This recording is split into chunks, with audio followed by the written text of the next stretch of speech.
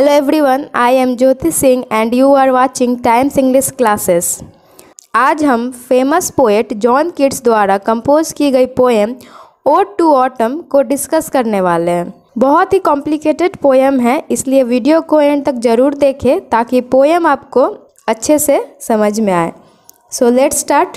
Season of mist and मेलो fruitfulness. तो John Keats पहले ही लाइन में ऑटम सीज़न की तारीफ़ करते हुए कहते हैं कि पतझड़ का मौसम कोहरा और पके हुए फलों का भरमार होता है। Close bosom friend of the maturing sun. यह मौसम अनुभवी सूरज का करीबी यानी कि बेस्ट फ्रेंड होता है। तो यहाँ सूरज को मैच्योर यानी कि अनुभवी इसलिए कहा गया है क्योंकि सूरज हमारे बीच न जाने कितने वर्षों से है और बहुत अनुभवी भी है।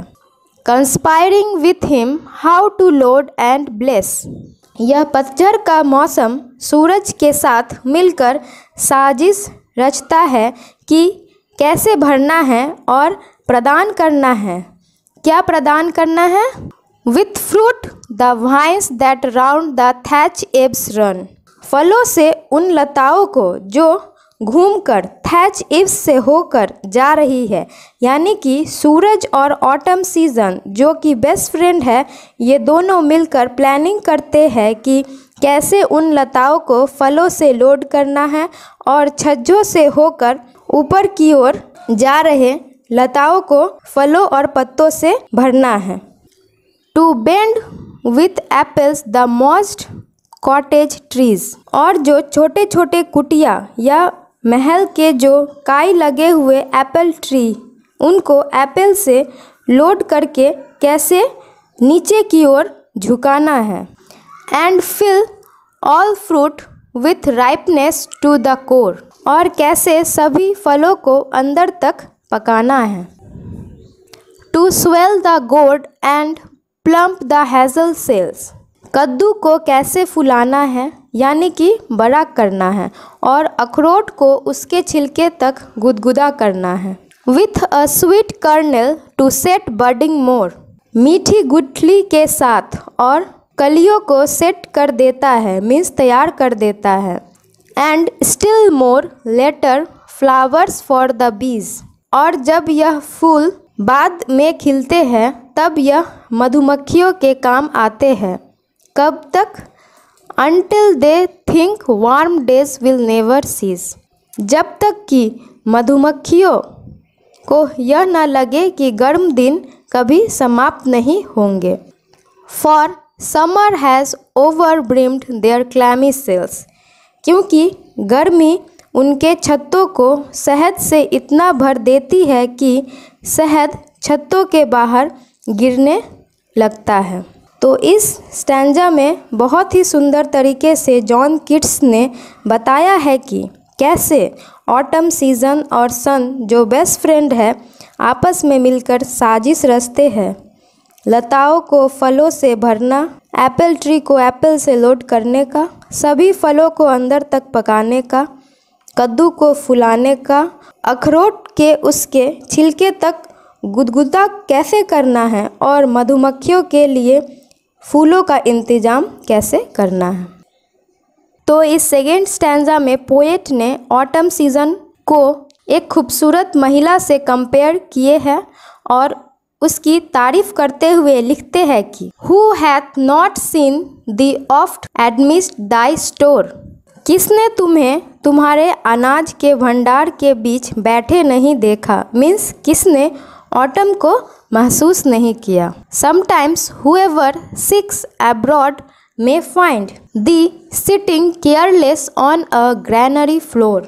कभी कभी जो बाहर जाता है, मीन्स जो खेतों में जाते हैं, वह देख सकते हैं कि तुम कैसे ज़मीन पर बेफिक्र होकर बैठी हो। Thy hair soft lifted by the winnowing wind. अनाज को फटकारने से जो हवा आती है उससे तुम्हारे बाल हल्के हल्के लहरा रहे हैं।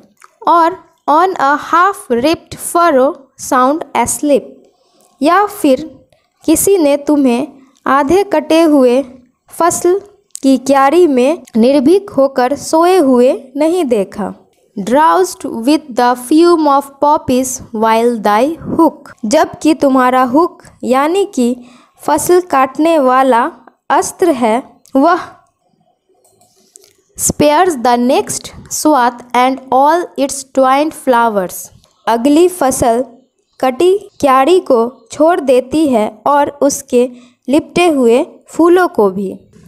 And sometimes like a gleaner thou dost skip steady thy laden head across a brook, कभी कभी तुम अनाज ढोने वालों के तरह अपने सिर पर अनाज का बोझा लादकर खेतों के नालों को पार करती हो।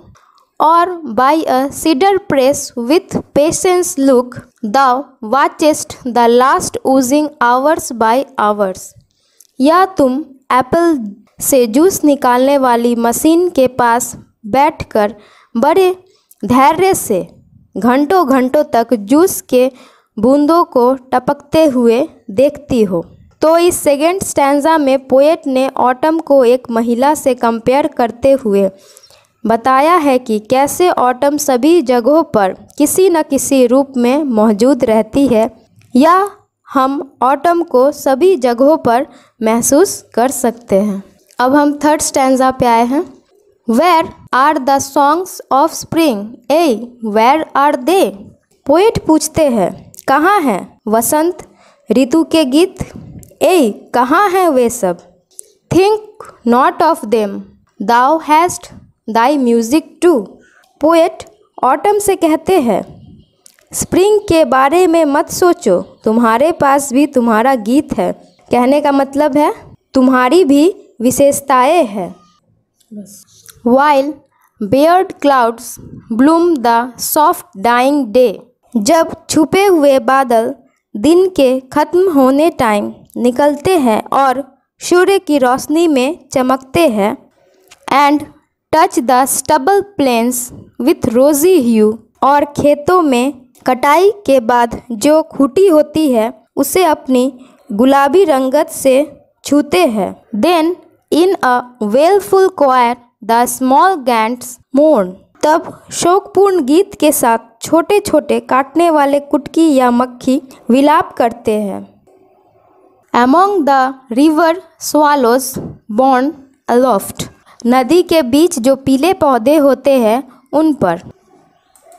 और sinking as the light wind lives or dies, और वह छोटे छोटे कीड़े जो आवाज़ करते हैं वह हवा के कारण ऊपर नीचे हो रहे हैं। मीन्स कभी उनकी आवाज़ आती है और कभी उनकी आवाज़ बंद हो जाती है। And full grown lambs loud bleat from hilly bourn, जो मेमने हैं जो कि अब बड़े हो चुके हैं वे सब पहाड़ी से चिल्ला रहे हैं। Hedge crickets sing and now with treble soft, जो झाड़ी में झिंगूर है वह गा रहे हैं और तिगुना नरमी यानी कि नम्रता के साथ वे गा रहे हैं। The red breast whistles from a garden croft, जो रॉबिन पक्षी है। रेड ब्रेस्ट का मतलब हुआ यहाँ पे रॉबिन पक्षी, वह बगीचे के बारी से सीटी मारती है यानी कि गीत गा रही है। And gathering swallows twitter in the skies, और जो झुंड बनाए गौरैया पक्षी है वे आसमान से चहचहा रहे हैं। तो इस लास्ट स्टैंजा में पोएट ऑटम सीजन को उसकी विशेषताओं से रूबरू करा रहे हैं और कह रहे हैं कि सिर्फ वसंत ऋतु ही मनमोहक नहीं होती है बल्कि पतझड़ भी मन को भा सकता है अगर हम प्रकृति को महसूस करें। तो सभी ऋतुओं की अपनी अपनी विशेषताएं होती है। तो यहाँ हमारा पोएम ख़त्म होता है। वीडियो अगर अच्छी लगी हो तो लाइक शेयर और सब्सक्राइब ज़रूर करें। Thank you.